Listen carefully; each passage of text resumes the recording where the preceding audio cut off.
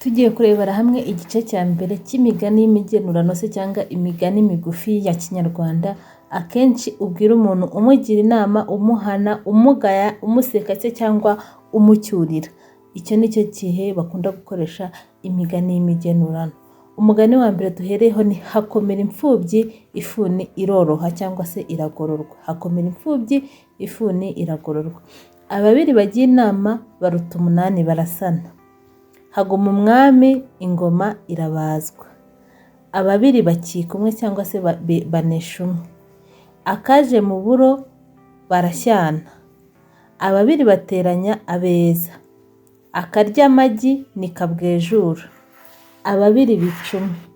Agahana imbwa ni agashirira. Agahanga k'umugabo gahangurwa n'uwakaremye. Agahanga k'umugabo gahuma katavuze. Acuritse inkanda nacuritse umutima. Agaca amakungu ni ukwima warugendagamo. Agacumu gahabwa agahari, naho agahararutswe gahabwa agahini.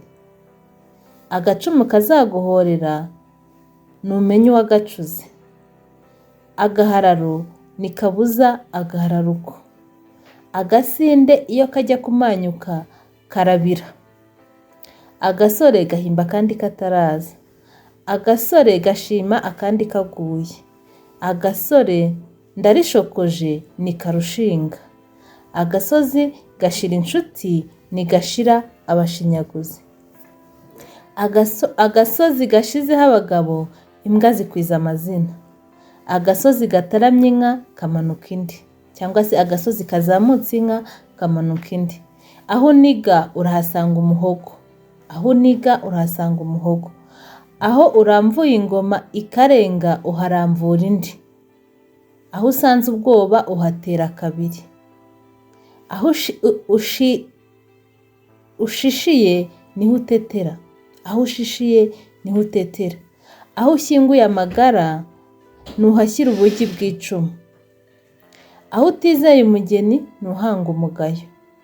Aho uzasanga itongo hazaba haratuye umugabo.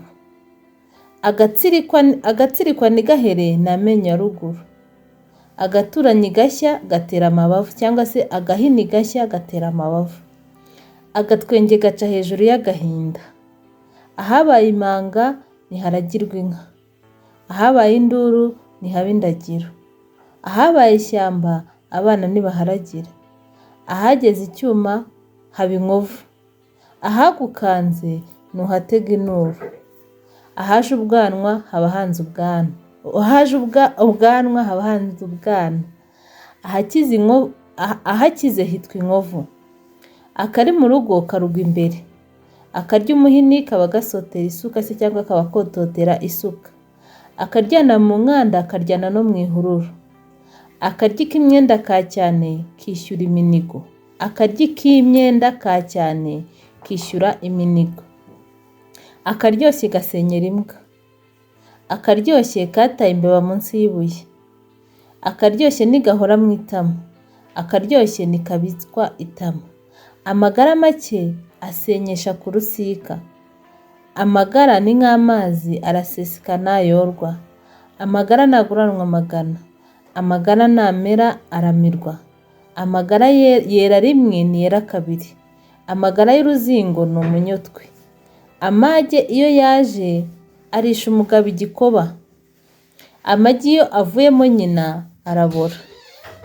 Amagorwa y'umugabo ni ugusigariza umwana udahaze. Amagorwa y'umugabo aza abugariye. Amaguranka niyo azitubye. Amaguru aba mu nda. Ababiri ntibacibwa inka. Abacuranye ubusa basangira ubundi. Abadapfuye ntibabura kubonana. Abagabanya imbisi ntibagabana umufa.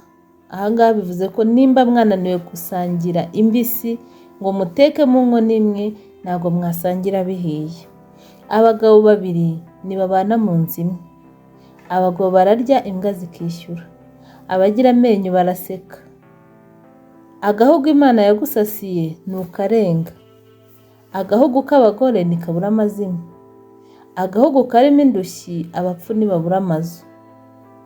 agahuru gakomeye kiyima umupfu, agahuru gasabye umuntu inyama ni akarenga, agahuru kagusabye amaraso ni ukarenga, agahuru gahinyuza inkumi, agaho kari ku wundi karahandurika, agashungo koshya n'abagashungera, agashungo ujya gushungera nawe kakazagushungera, agashungo koshya n'abagashungera,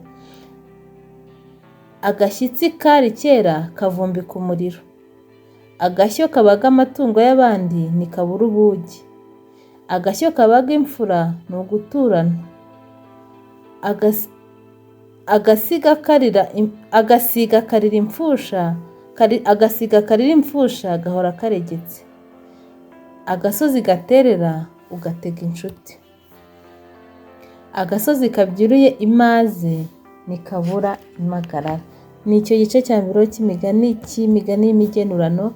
Nimba hari umugani wakunze nk'uko nagiye nyibabwira, wandike muri komenti kandi unasharinge nimba hari uwo uzi byagirira akamaro.